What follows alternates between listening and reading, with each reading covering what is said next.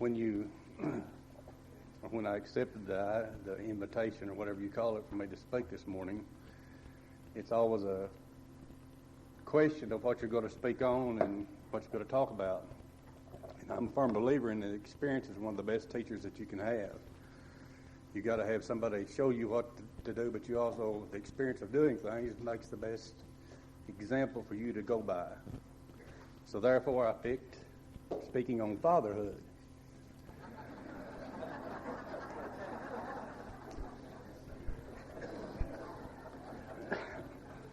Because I figured I needed a subject that I could walk out on a limb and cut myself off and fall real hard on. But anyway, we are going to talk a little bit about fatherhood. Fatherhood in the conventional sense of being a blood relative of somebody, and fatherhood in a, I guess, non-conventional sense, you might say, in being a Christian relation to somebody. And some of the things that you should learn by being a parent, before you're a parent, and all the way through to the end of your time. Fatherhood is a thing that is put forth in the Bible as being a blessing, but it's also a tremendous responsibility. You know, when Christ began teaching, or when he sent the apostles out, and one of the primary functions of Christianity, or the primary function of Christianity, as expressed in Mark 16, 15, and 16, and Luke 24, and Matthew 28, was to go into all the world and preach the gospel to every creature. Those that were baptized and believed and were baptized to be saved, and those that weren't were be condemned, to go everywhere and teach. Now this teaching, the apostles had been exposed to Christ, had been helped him in his ministry, knew the things that he had to say and what he was wanting them to do. And one of the ways that Christ taught, one of the main ways that Christ taught, was in parables. The reason he taught in parables, and the thing about teaching in parables is that you know, it's always been described, parables have been told as being an earthly story with a heavenly meaning. But parables give you a picture in your mind, a thing that you can go by, something that you can see and understand, and can therefore, anytime you encounter the same situation or one similar to it, can apply that teaching because you have a picture in your mind of what's happening there. One of the first parables, or the first parable that he taught, was the parable of the sower. And the thing about the parable of the sower, he described in Matthew 13, he described the different types of ground that the seed fell on, or I guess you could say more specifically, it's probably more a parable of the soils than it is a parable of the sower. But some seed fell on stony ground, and some fell on thorny ground, and some fell on the wayside, and some was on good ground. But in the explanation thereof, one of the main things, and he says in Matthew 13, get my eyes on, 19, when he was explaining, 18 through 24, or 23, when he was explaining the parable, there's a word that's brought forth in there in 19 and then on and down in verse 23 of the things that the people that did or did not do that, the ones that fell by the wayside, and the ones that did not receive the word, did not do anything about it, was because of their understanding. And they're described in Matthew 13, the ones that fell by the wayside, and he that heareth the word of the kingdom and understandeth it not. Then those that fell on good ground, in verse 23, are he that heareth the word and understandeth it. Now understanding only comes from one thing, and that is a knowledge of what is being explained to you or what is being said to you. And that comes from a teaching situation. You've got to get that teaching. Primarily teaching comes from where? Who's the first people that teach you? Who are the people that are most influential in your life? Whether you like to abide by what they teach you or not, who are the people that are the most influential in the teaching of children? And that's where it begins. And who is the person that is the most responsible in that situation? Fathers. Fathers are the ones that the teaching is to be done through. They're the primary teachers. In Ephesians 6:4 it says, "Fathers, provoke not your children to wrath, but bring them up in the nurture and the admonition of the Lord." You know, Uriah and Samuel both had children that were not exactly exemplary citizens, were not abiders by the teachings of God. Here are two fathers that were godly men, but their children were not. You have a David and Solomon. David admonishes Solomon that to gird himself like a man. In 1 Kings 2, he says to show himself a man, keep the charge of the Lord, to walk in his ways, keep his statutes, commandments, and judgments. The father and son relationship, as I said in the beginning, is not always just a relationship of blood kin. Paul refers to both Titus and Timothy as his sons in the faith. But fathers are to teach. They're the primary teachers. They're the ones that are most responsible for the teaching of their children. We have a situation today in our country, and in fact this morning I was listening to a news magazine show. Some of you may have listened to it. And they were talking about the way that men and fathers are depicted on television today. They're depicted for the most part as incompetent, idiotic buffoons. Guys that don't know what they're doing and need instruction from everybody else, including the children in their family. Now, the argument that some of these people put forth was, they said, well, that's, this is entertainment, that's television, and we're not really doing this in that way. But the problem with that is that you're influenced by it. But you're not influenced to near the extent that your children are influenced and that the rest of society is influenced in that. God set up a divine plan in which a man, a father, is to be the head of a household and is to be the primary source of the teachings of the things that he should do. And like we said there, it didn't always hold true. And in, when the parable we started out with of the sower or the soils, it's not always a situation where the teaching is going to always take. There are many examples of teachings where someone was taught that we know of, or has been faithful Christians, someone that was raised in a Christian environment, was always taught the things that they should do and were exposed to examples, both in their house and with their family and with the people that they were exposed to religiously at church or whatever, that did not abide by these things. They were the people that got choked out in the parable of the soils. But fathers are to teach. And in order for them to not provoke their children to wrath, to bring them up in the nurture and the admonition of the Lord, they must first themselves know what they're teaching. And they must first themselves accept the responsibility of what they're about to embark on. Now, there's a whole big difference. There's a whole world of difference in being a father and being a daddy. There's teenagers, 13, 14 years old, 15 years old, every day that are daddies and mothers. But statistically speaking, not very many of them will ever be fathers because there's a difference. A father can be a confidant, an associate, a mentor, and a lot of other things, teacher, example, or whatever, as well as a mother. But the father cannot be a buddy. You cannot be a participant with your children in everything that you do. Just as if you're a teacher or mentor or a Christian teaching someone, whether you're male or female, mother or father, teaching someone what Christ or what God teaches in Christ's way of doing things.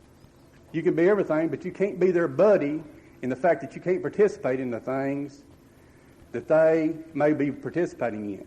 You can't be tempted by the things that they're tempted by. You have to assume the position of the authority, and you have to assume the position of the disciplinarian, whether it's physically taking someone from doing something or whether it's pointing out the error of their ways. And we live in a society today that most people, are a big part of people, wants to be participants in raising children in every other aspect of life. But their participation is based on a worldly idea of doing that. They'd rather have a kid that's 6 or 7 years old that can tell you every Cardinal baseball player or all of this other stuff and can't tell you 3 words out of the book of life, that don't know the books of the Bible, that hasn't got the time to study these things. That's part of being a Christian father. It must be, all the other stuff is not wrong, but there must be a regulation of time, a setting forth of an example that you will teach those children the things that they must know, because that is the primary influence. The older I get, and I'm older today than I was yesterday, a year older today than I was yesterday, the older I get, the more influence I see that people have as parents on their children. You know, you can't hardly outrun your raising. In fact, it's almost impossible to, because the expression that old habits die hard was true always. The things that you're taught when you're in your youth are the things that you will continue to do, you know, pretty much forever. In Proverbs, when it says that, you know, bring up a child in the way he should go, and when he is old, he will not depart from it. And in the verses that Kevin read there, verse 23, the reproofs of instruction are the way of life. You know, the things that we must do, the things that we are going to do in the latter years of our life are habits that are created. And those early habits are created by parents. Parents that teach in the way that they should do things. Now, children won't always abide by that. It's obvious from the teachings of what we started out with, the parable of the sower. Some will accept it. Some will not understand it. Some will understand it and still not accept it.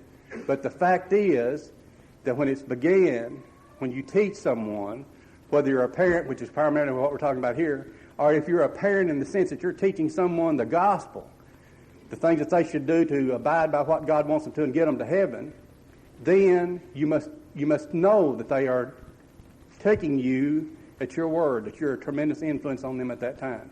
So in order to do that, you must be correct first. Now, the teachings of the Bible, the comparisons made in the Bible, are a comparison of a family-type situation. You know, when we talk about each other, we talk about each other as what? Brothers and sisters in Christ. When we talk about the church, the members thereof, we refer to them as what? The body of Christ or the family of Christ. Now, in order for a family to function, and the traditional ways of teaching for that family to function, you have to have the input of every individual involved in that thing, to whatever extent they can carry that out. You know, reproofs of instruction are the way of life. But the only way you can, admonish someone, the only way you can teach someone, the only way that you can be as Christ was when he was 12 years old and was lost, or not really lost. He was left at Jerusalem, and he said, "Know ye not that I must be about my Father's business?" The only way you can be about your Father's business, the only way you can do that, is that you must have some knowledge of what you're going to teach. Now, parenting, you know, what's amazing is that today you have a situation where every time some celebrity, mostly women, but sometimes men also, that have a child, they write a book about it. It's like this is a new occurrence. It's never happened before. We have plenty of new instruction here to give you on this child rearing. And they talk about how the kid is talking and walking, and the same thing every other kid's done, unless there's something to prevent since day one. And we do the same thing. And we can't wait till they play ball, or we can't wait till they get in school, or we can't wait to do this or that. But what we really should consider is, we should consider the fact that we can't wait till we can instruct them. If we're true believers in Christianity, true believers that we have to do this, that, or the other to achieve the goal of getting to heaven, then we need to be looking forward to the day that we can teach them, that we can take them to church, that we can expose them to the things that they should be seeing and doing. And that comes from the fact that everybody in that family must participate in whatever capacity they do. When Norman Starling was here, he talked about everybody being in their position. Now, if you attend services here or wherever for any period of time, people have a tendency to sit where they sit. Or is it sit? Sit where they sit? Southern English works just as well, though. People have a tendency to sit in a, you might say, a specific position every time that they're in a service, you know. And if you want to be in contact with them, you won't talk to everybody that's there. But if I want to talk to Max, I know Max will be probably sitting over here somewhere. Or Jerry, if I want to talk to my aunt Donnella, she'll be back there. Or Kenneth and Anna will be over here. Or Nancy and will be there. Or whoever will be sitting wherever. And you know, if you want to get in contact with them, that if services are over, I'm going to have to get up there to see them. They're in their position. And sometimes we discount the fact that a mere presence doesn't amount to anything. But we need to consider the fact that part of the teaching, part of the example there, and part of the things that's demonstrated there is the idea that they are in a position. And that position demonstrates commitment. And that commitment to an idea, an ideal presented by God is what gets you to heaven. Now, I heard a preacher say one time that this gentleman told him, he was talking about doing things, and this guy come to him after the sermon, he said, I can't do anything but occupy a place in the pew. Well, I don't really agree with that, but that is maybe in some situations the truth. But the thing about it is, if you go out to the nursing home, for example, to services there, and they bring those people in there, or they come in there themselves. But the thing about that, the example that's there, and the example that should be put forth, talked about, demonstrated to children, along with a lot of other things, is those people made a commitment. Most of them made a commitment decades ago. And it doesn't matter whether it's decades or if it's 30 minutes before. The situation of someone that's dedicated to a cause and demonstrates that by continuing participation over a long period of time has a continuing influence on those that are there. Because when that place is not occupied, when you have a Marion Futrell gone, or Garland Davis gone recently, or anybody else that we've lost out of this congregation for whatever reason, then there's a void there. And there's a taking away of the inspiration those people had that were always there and always demonstrating a faithfulness to God by performing not only that, but by performing being there and being there and being there, as well as the other works that they did, whatever they might be. You know, it takes everybody. And it takes everybody in participation in whatever capacity you have. If you're young, you know, in Ecclesiastes, we're told to remember thy Creator in the days of thy youth, when the evil days come not. And you say, I have no pleasure in them. And Paul admonished Timothy to, let no one despise thy youth, but be thou an example of service and an example of the believers. Now, if you're an example of the believers, you're an example of also what else? To the believers and to everyone else that's there. And that example extends from teaching or preaching or benevolent works or calling someone or encouraging someone. And sometimes that encouragement is just merely a presence there, a demonstration of the faithfulness over a period of time. And when you talk about fathers and teaching, you know, Christianity can slap you in the face every day by people that may or may not be Christian themselves. But it's a demonstration of the Christian principles. I was recently had a guy come that wanted to buy some hay, and he had a young man with him, a child, I guess, or an adolescent, or I don't know what the cutoff there is, me not being a father. He was 9 years old. And when this guy pulled up, this kid got out. When he pulled up, now, it's not unusual for a kid to get out. But when he pulled up, the kid got out and went to playing with these other two children that were in the yard. Anyway, we loaded the hay, and the guy told us the story about this kid. I don't know why he told it to us.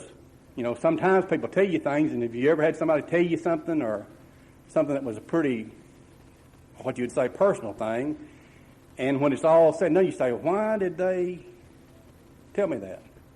You know, but anyway, this kid, he said, I have a granddaughter that's just a few months old. And he said, my wife and I got stupid 2 years ago and adopted this child. Now, this kid was a problem. He got kicked. He's 9 years old and got kicked out of school 3 times last year. The last time was for 10 days. And he said, I went up there and talked to the teachers and got it cut down to 5. But he had adopted this child. This child came from a drug situation. His mother had tried to give him drugs. His father got shot in a motel room in Little Rock in a drug deal. But he had taken him on. He'd known it was a child that was a problem. Not a problem only today and tomorrow, but a problem for years to come. We talk about socially being and teaching at a young age the most influential thing you have. And this kid was a problem.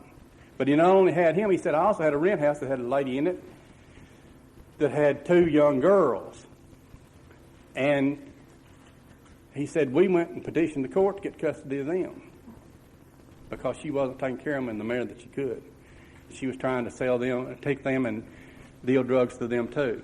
Now, the thing about it is, this guy, from his talk and what he said, I would venture to say that he professed no religious, or at least a shallow religious belief anyway. But that is Christianity and an example of Christian behavior displayed. It was just like the story of the Good Samaritan. Here was a guy that had taken on something, a responsibility that was, his to avoid if he wanted to, but he took it on. And that is a display that should be pointed out to children and should be pointed out to people in a situation such as this or in a class. That is why participation in church services and Christian living and benevolent works, and specifically, very importantly, in Bible classes, should be attempted by everyone that is able to do it. Because the experiences of age, the ideas that you have, the things you have seen, the things that you can teach others are very important because you are part of this family of God. You are a mentor, a parent, in a way, to all the people that you can help.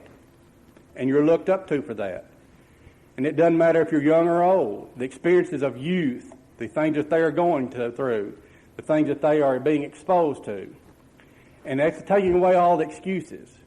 You can say, we're talking some about parenting, and a lot of people go into the idea of parenting without even any attempt to study what God would have them to do or to expose themselves to anyone that could give them any instruction in that. Now, every parent's not going to get everything come out the way they want. That's obvious. And it may or may not be their fault. It may or may not be, as we talked about, lack of teaching. But the thing about it is everyone needs to participate. No matter whether you're young or old, middle-aged or whatever, everyone needs to participate. Everyone needs to share their life experiences. Everyone that's a parent needs to point out the examples of Christian ideas and behavior being demonstrated about them, as well as create an example that can be followed by them themselves. That's where we lack a lot of times. We come and go and do not intermingle enough. We come and go and do not fellowship enough. We come and go and do not share enough. We sometimes have the idea that, I'm too young or too old or too middle-aged or too busy to do whatever. That's incorrect. What you have to offer at whatever age must be demonstrated in action, must be demonstrated in the things that you do, and must be taken as an obligation, a Christian obligation that goes back to the very idea of going into all the world and preaching the gospel. Preaching is demonstration of the thing that you know to be correct and performing those correct things wherever you are, no matter the situation, no matter what happens, so that you can be classified as, just as those in Philippians 4:3, what Paul classifies as my fellow laborers, whose names are written in the book of life.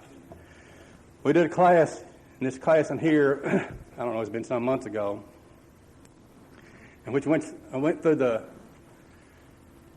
New Testament, mostly from Acts to Revelation. And I didn't get them all. I missed some of them, but I got most of them. Some I left out for the simple reason that the process of teaching the class, I wanted to mention these people to the class and see if they recognize the names. But if you go through there, and I've got the list, and like I say, there's some more that goes to it, but they're specifically named. The ones that I had on the list, I think, was about 85. 85 people are named in the New Testament. specifically named by their given names, as fellow laborers, fellow prisoners, fellow workers, whose names are written in the book of life, mostly by Paul the Apostle, but some others. And when you put that thing up there, these are people that put down what they were doing, that took up their cross daily, not today, not lay it down tomorrow, pick it up in 2 days, lay her down for a while or whatever. Picked it up daily, followed him, and you write those down, and you put them on a board, and you leave a blank spot in there. And in that blank spot, does your name fit? Would it be read along with the rest? Or when it's all said and done, that spot be blank? If you're a parent, if you're a Christian, if you're a teacher, which you must be if you're either one of those, would your name be written there? Because you had performed, because you had carried out the things that you should do. You know, in Titus 2, the young are to teach the old. But also, the old are to teach the young. The young are to learn from the old. But the old should learn from the young and the middle-aged and everybody else. And the young should learn from everybody else. And whatever you have to offer should be offered. Because whether you're 10 talented, 5 talented, or 1 talented, you're still obligated. And when you consider the parable of the talents, when the man returned, he didn't say, well, I've got a what? 90-something% return on my investment with these people, and slapped the 1 talent man on the back and said, forget about it, buddy, I'm doing pretty good anyway. No, he didn't. He described him as a what? Wicked and slothful servant. Wicked and slothful. Because he didn't do what he could do. He made an excuse. He made no effort. When you put those names up there, those 100 or so names, plus there's many more that are not mentioned, but are mentioned as the groups, does your name fit in that blank spot? Would you be written there? Would Paul classify you as a fellow laborer with your name written in the book of life? Are you just another buddy? Are you a father? Are you a parent? Are you a mentor? Are you a teacher? Or do you just try to be another buddy? Buddies won't make it. Wicked and slothful won't make it. Only those that abide by the teachings. Only those that understand what is being presented to them. If you're subject to the invitation anyway, come while we stand and sing.